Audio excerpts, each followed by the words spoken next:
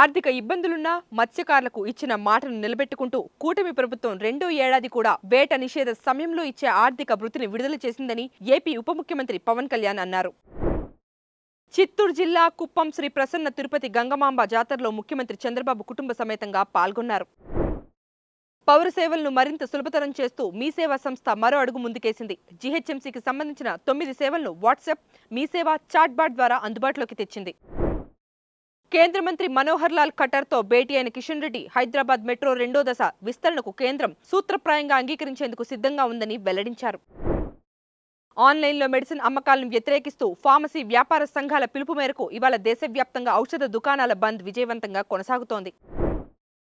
తమిళనాడు ప్రభుత్వంలో అన్నాడీఎంకే రెబెల్ ఎమ్మెల్యేలకు కేబినెట్లో బెర్తులు కేటాయిస్తారనే వార్తలు నిజం లేదని, అవన్నీ కేవలం ఊహాగానాలేనని టీవీకే పార్టీ స్పష్టం చేసింది. హర్మూజ్ జలసంధిలో ఇరాన్ అమర్చిన సముద్రపు మైన్లను తొలగించే పనిలో భాగంగా అమెరికా బలగాలు ఇప్పటివరకు 10 మైన్లను గుర్తించినట్లు మీడియా కథనాలు వెల్లడించాయి.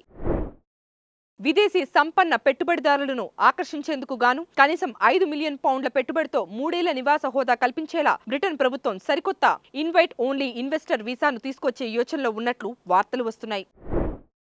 తన పుట్టినరోజు సందర్భంగా ప్రముఖ నటుడు ఎన్టీఆర్ సోషల్ మీడియా వేదికగా ఓ క్యూట్ ఫోటో పంచుకున్నారు. తాను పెంచుకుంటున్న మకావ్ పక్షులను అభిమానులకు పరిచయం చేశారు. రాజస్థాన్ రాయల్స్ యువ క్రికెటర్ వైభవ్ సూర్యవంశీ అద్భుతమైన బ్యాటింగ్ తీరుపై Lucknow super Giants coach Justin longer ప్రశంసలు కురిపించారు. వైభవ్ను క్రికెట్ దిగ్గజం సర్ డాన్ బ్రాడ్మన్తో పోల్చారు. Please subscribe to the channel and download the Politicos app from the links in the description.